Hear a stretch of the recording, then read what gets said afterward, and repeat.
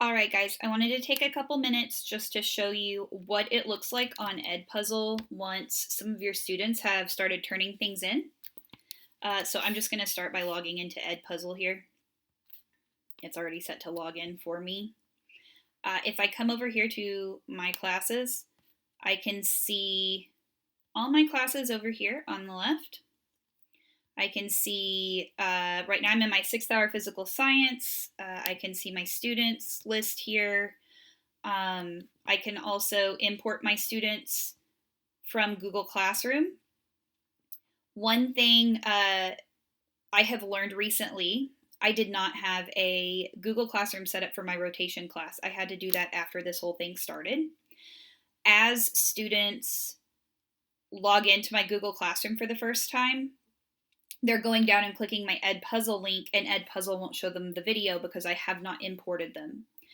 I made a little announcement on Google Classroom that says, comment here when you join my classroom so I can add you in edpuzzle. Now, they're not all doing that.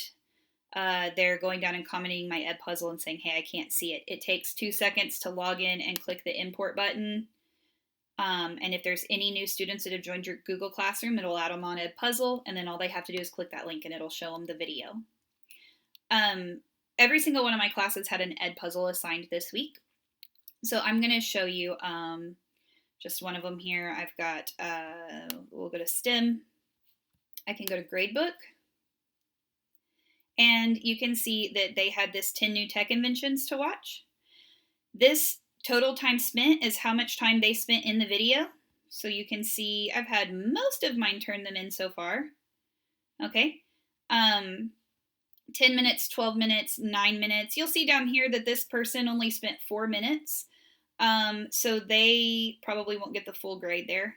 I actually emailed that student and asked her to go back and redo it. I can see their grades as well. So I can go through here and click on it and see what they answered and go next student over here. I'm going to go back though. This particular assignment, I had some open-ended questions for them to answer, and I wanted to show you what that looks like when you grade it. So any of these that are green, I've already went through and graded, but I left one open here so you could see what it looks like. This one has the dots and it says to be graded. So I'm going to go in here.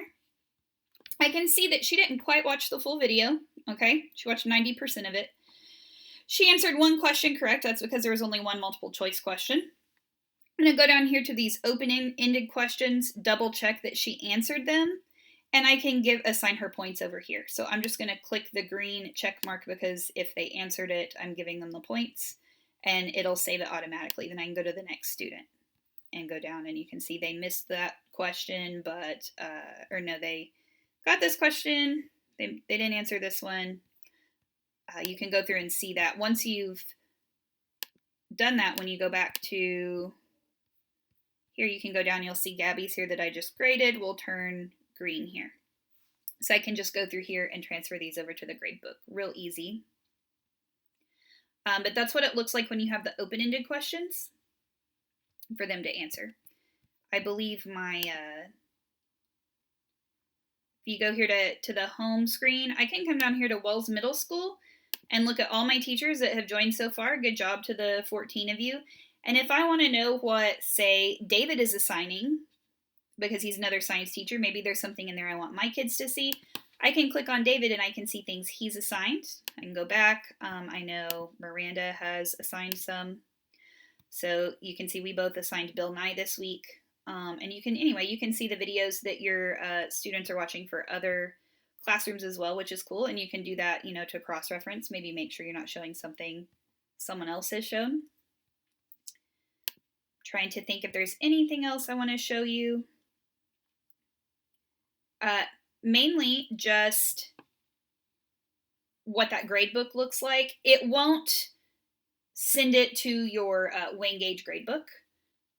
But it's not hard to just, split the screen and type it in there. But I can quickly see who did their work, who hasn't yet, what their grade was, if I need to go back and look at the grades. This one here was a 4-minute video with all multiple choice questions. I did not have to go in and click and grade anything.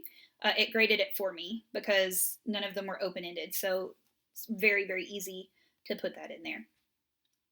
Anyway, if you're still having any problems or any questions with edpuzzle, don't hesitate to shoot me an email or text me. But mostly I wanted you to know that if they're not in your Google Classroom and you haven't imported them into edpuzzle with that import button, you'll have to do that before they can see the videos that you've assigned. All right, that's all I have for you.